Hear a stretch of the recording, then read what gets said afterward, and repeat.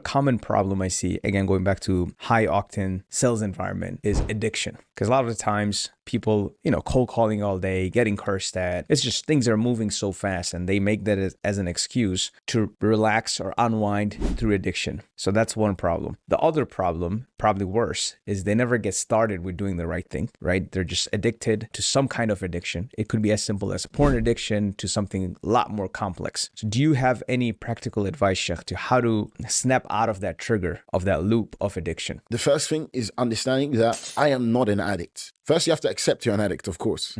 But then you have to identify that I'm not an addict. I just have an addiction, all right? It's not you. And this is why I tell people, look, Sam isn't necessarily this, because if I cut off your hand, you're still Sam, right? So it's not necessarily your physical body. Now, if I take certain aspects of you and I put you in a different society for a while, you're still Sam. If I change certain elements of your childhood, technically inside you, it's still Sam. My point is, you have to separate between like you and like what the you that has been created, the mind and the self, essentially, all right? So we all have a rooh, right? Our spirit. And then we have the nafs. The nafs is what sort of directs us, gives us, desires, things, etc. You are not the same as that, per se, right? Your rooh, in a sense, it's different. There's this distinguishment between them. And we see this again through the books of Ibn al-Qayyim rahimahullah. He mentions what? That your nafs is like your enemy. If it finds you weak, it takes you prisoner. Wow. If it finds you strong, it obeys you. Meaning what? That there's actually a distinction here between the self and you in a way, right? So if you learn, I know it's a very